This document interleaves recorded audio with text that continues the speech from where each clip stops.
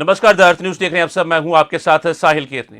देश की राजनीति में आज बयानबाजी अपने चरम पर है। केंद्रीय मंत्री किरण रिजिजू ने कांग्रेस सांसद राहुल गांधी पर बेहद गंभीर आरोप लगाते हुए उन्हें देश की सुरक्षा के लिए खतरा तक बता दिया है।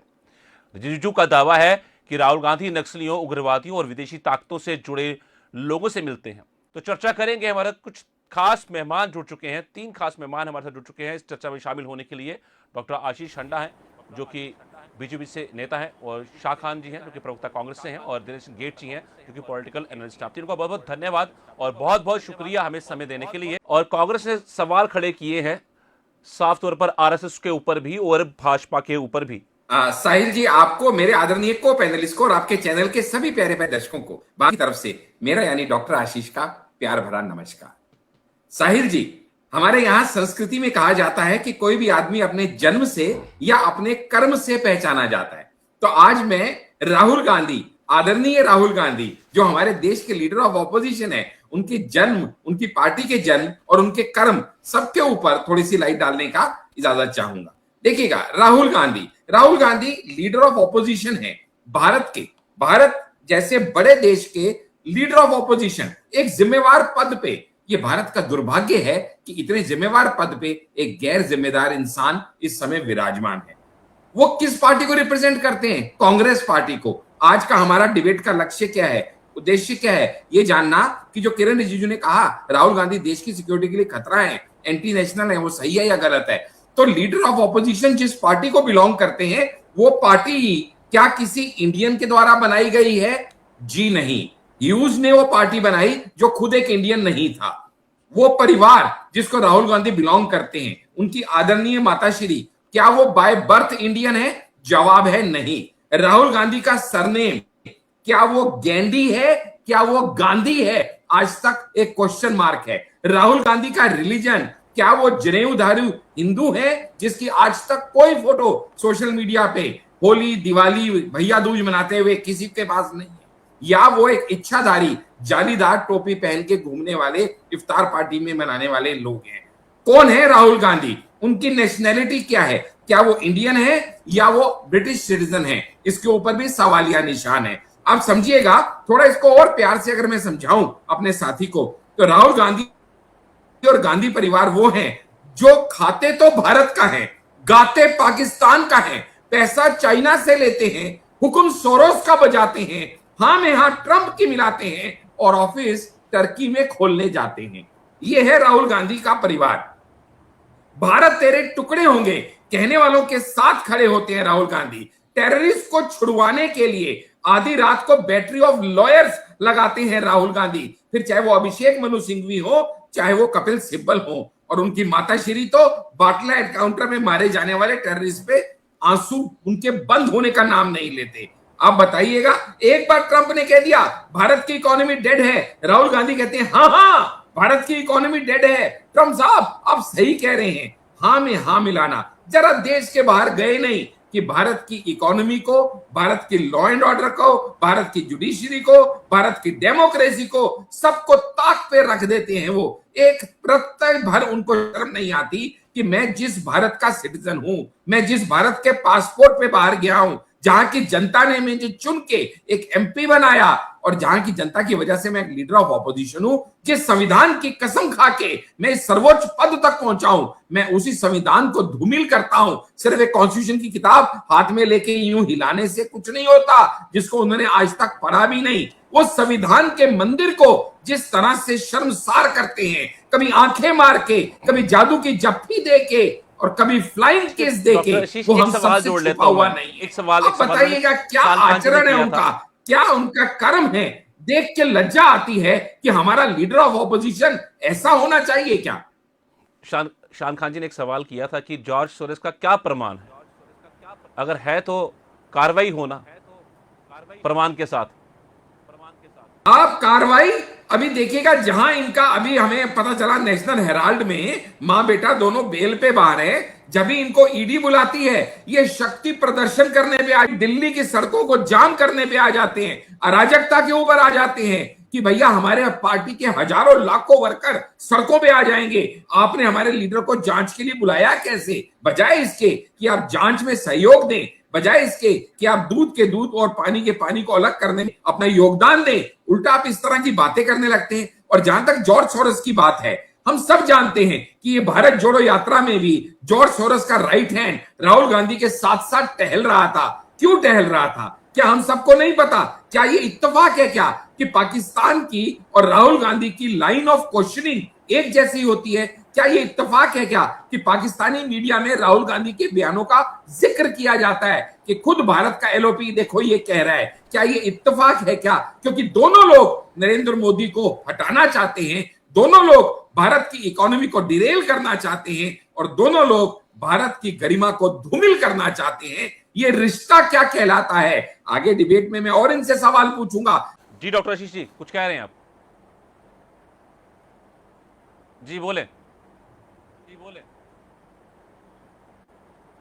जी मैं आपके दर्शकों को जरा बताना चाहूंगा कि अगर पूरी अर्थव्यवस्था भारत की डगमगाई हुई है, तो जैसे दिनेश जी ने बताया आपके दर्शकों को कि 11th से 4th इकोनॉमी पे हम कैसे आ गए हैं और 3rd इकोनॉमी की तरफ हम कैसे बढ़ रहे हैं, मैं आपके दर्शकों के सामने ये बताना चाहूंगा। जब कांग्रेस के प्रवक्ता ये कहते हैं कि भैया राहुल गांधी सरकार विरोधी हैं, देश विरोधी नहीं है, तो जरा ये सवाल बता दें कि आर्मी पे सवाल उठाना क्या मोदी विरोधी है या देश विरोधी है? ये कहना अजय राय का कि जो आपने राफेल रखे हैं ये जंग लड़ने के लिए रखे हैं या जंग खाने के लिए रखे हैं, ये क्या देश विरोधी है या सरकार विरोधी है? जब हम एयर स्ट्राइक करते हैं तो एयर स्ट्राइक का सबूत आर्मी से मांगना और ये कहना कि कुछ पेड़ गिर गए, कुछ कौवे मर गए, क्या ये पाकिस्तान की लाइन को सपोर्ट करना है या नहीं है? जब ऑपरेशन सिंदूर में टेररिस्ट पकड़े जाते हैं तो इनके मणिशंकर अय्यर का कहना कि टेररिस्ट पाकिस्तान के आए थे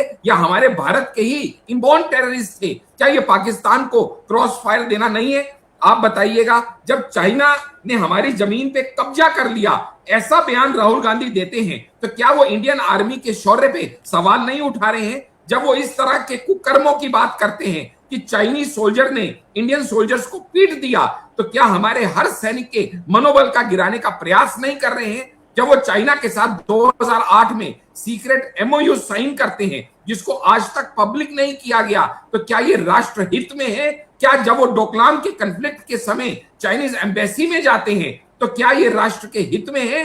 क्या वो राजीव गांधी फाउंडेशन में जब 2 करोड़ रुपए की डोनेशन लेते हैं चाइना से तो क्या वो राष्ट्र हित में है? अरे शर्म करो यार, कहां राष्ट्रहित की बातें तुम लेके बैठ गए? राष्ट्रहित का एक काम तुम्हें करना नहीं आता। यहां तक कि जब खुद तुम्हारे टाइम पे सेना के पास ना बुलेट प्रूफ जैकेट होती थी, ना पैरों में जूते होते थे, यहां तक कि दिनेश जी ने बहुत सही कहा, AK-47 की हमें गोलियां तक इंपोर्ट करनी पड़ती थी। और आज वो टाइम है जब हम मिसाइल्स को एक्सपोर्ट कर रहे हैं। कहां से कहां हम लेके चले गए। लेकिन दिक्कत क्या है? दिक्कत यह है कि तुमसे भारत की उन्नति देखी नहीं जाती। जॉर्ज सोरोस के टुकड़ों पे पलने वाले जब तक भारत को धूमिल करने का काम ना करें, तब तक उनके पेट का पानी तब तक हिलता नहीं है। इसीलिए वो ये कहते हैं कि भारत उन्नति ना करे, और भारत को उन्नति करने से रोकने के लिए इंपॉर्टेंट बिल को पास होने से रोकना पड़ेगा। इंपॉर्टेंट बिल पास ना हो उसके लिए जरूरी है कि पार्लियामेंट को चलने ही ना दिया जाए। इसलिए अलग अलग बेसिर पैर के मुद्दे लेके आ जाएंगे। वो कभी जनरल नरवाने का लेके आ जाएंगे, कभी वो किसी और का लेके आ जाएंगे, कभी किसी और का लेके आ जाएंगे। कोई भी ऊटपटांग मुद्दा ले आए, कोई उससे फर्क नहीं पड़ता। 4 दिन बाद सब उस पार्लियामेंट को चलने नहीं देना, उस भारत की उन्नति को रोकने का काम करना, भारत को विश्व गुरु ना बनने देना और मोदी के विजयी अश्वमेघ यज्ञ को किसी तरह से रोकने का काम करना। सर दे सकते हैं जवाब अपना? जी जी, आपका आभार, आपका आभार। जी जी, आपका आभार। मेरे कांग्रेस के साथी ने बहुत ही प्यार से बहुत सारे और कई सारे झूठ परोसने का थाली में काम किया अपनी टॉप लीडरशिप की तरह। मैं एक एक करके उनका खंडन करूंगा। देखिएगा, ये कब से कहते आए हैं Rahul Gandhi, Narendra surrender, Narendra surrender, operation Sindoor के टाइम से। अगर उस टाइम हमने सरेंडर कर दिया होता तो क्या हम पे इतने सारे टैरिफ लगते? अगर टैरिफ लगे हैं, वो इस बात का सबूत है कि हमने अमेरिका की बातों पे मानने से मना कर दिया। चाहे वो रशिया से तेल खरीदने की शर्तें हो, चाहे वो और बाकी शर्तें हो डेयरी प्रोडक्ट्स की, इसीलिए तो टैरिफ लगे। लेकिन ये फिर भी वही कहे चले जा रहे हैं। ये कहते हैं ट्रंप ने कह दिया भारत की इकोनॉमी डेड है, तो भैया भारत की इकोनॉमी डेड है। ये कहते हैं ट्रंप ने कह दिया डील हो गई, तो डील हो गई। भाई जब भी डील होती है तो भारत का कोई मंत्री, भारत का कोई स्पोक्स पर्सन, कोई एक्सटर्नल अफेयर मिनिस्टर, कोई फॉरेन मिनिस्टर आके आपको ब्रीफ करेगा कि नहीं करेगा। लेकिन इनको शुरू से आदत क्या है कि अपने लोगों की बात नहीं माननी, सामने वाले की बात माननी है। चाहे वो चाइना हो, चाहे वो पाकिस्तान हो, चाहे वो अमेरिका हो, इनके पासपोर्ट तो इंडियन है, ये खुद को कहते भी इंडियन है, लेकिन ये इंडियन किसी भी एजेंसी पे इतबार नहीं करते। ना इन्हें इंडियन इलेक्शन कमीशन पे इतबार है, ना इन्हें इंडियन जुडिशरी पे इतबार है, ना इन्हें इंडियन लॉ एंड ऑर्डर पे इतबार है, ना इन्हें इंडियन डेमोक्रेसी पे इतबार है। इन्हें इंडियन कोई संवैधानिक प्रक्रिया पे इनको इतबार नहीं है। और यही वजह है कि जो इनके आपने जो सवाल उठाया था दिनेश जी से, मैं उसका भी थोड़ा जवाब दे देता हूं बीजेपी की तरफ से, कि इनकी टॉप लीडरशिप इनको छोड़ छोड़ के क्यों जा रही है। क्या हम नहीं जानते क्या आज तक किसी पार्टी में ऐसा हुआ कि G23 बना हो जहां पे 23 एमपी टॉप के अलग हो गए हो मेन स्ट्रीम से, फिर चाहे वो गुलाम नबी आजाद हो, कपिल सिब्बल हो, मनीष तिवारी हो, संदीप दीक्षित हो, आनंद शर्मा हो, राज बब्बर हो, मतलब ऐसे 23 नाम है मेरे पास, सारे नहीं गिनवाऊंगा, लेकिन ऐसा कभी हुआ आज तक कभी किसी पॉलिटिकल पार्टी में, नेशनल पॉलिटिकल पार्टी में ऐसा नहीं हुआ कि 9 कांग्रेस के सीएम जो हैं जिन्होंने कांग्रेस छोड़ के बीजेपी ज्वाइन कर ली हो, 9 सीएम की बात कर रहा हूं मैं।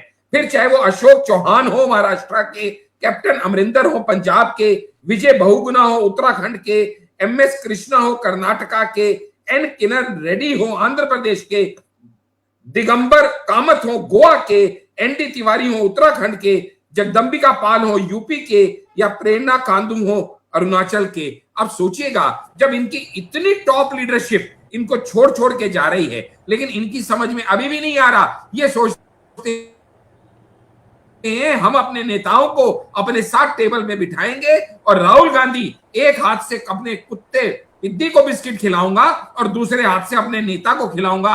भैया वो नेता का कद और पद तो देख लो, आज वो हेमंत विश्व शर्मा कहां तक पहुंचा है, और तुम्हारी हिम्मत नहीं है कि असम में जाके तुम अपना कोई एंट्री ले सको या कोई गलत बात कर सको, लॉ एंड ऑर्डर ब्रेक करने की कोशिश कर सको। और जहां तक बात रही झूठ परोसने की, वो झूठ शुरू से परोसते रहे हैं, चाहे CAA हो, चाहे NRC हो, चाहे SIR हो, हमेशा से इन्होंने लोगों को डराया है, हमेशा से लोगों को वर्गलाया है, हमेशा से लोगों को बहकाया है, झूठे इल्जाम को लगाया है और फिर छोड़ के भाग गए। अरे भैया तुम पार्लियामेंट में खड़े होके अपने साथी को ट्रेटर बोलते हो, लीडर ऑफ ऑपोजिशन को आपके पास प्रमाण है, 2 सेकंड आपके पास प्रमाण है, तो आप सरकार में बैठे हैं, आप गिरफ्तार करवाइए, जेल में भेजिए, अन्यथा ऐसे केवल और केवल बयानबाजी करके किसी का शर्म आनी चाहिए ऐसे आदमी को। भाई कैसे तुम पार्लियामेंट में खड़े होके अपने को MP को ट्रेटर बोल सकते हो। ठीक है, धन्यवाद डॉक्टर आशीष आंडा जी आपका जुड़ने के लिए। शान खान जी आपका भी बहुत बहुत धन्यवाद, और दिनेश सिंह गेट जी आपका भी बहुत धन्यवाद हमारे जुड़ने के लिए, हमें समय देने के लिए। बहुत बहुत शुक्रिया आपका सर।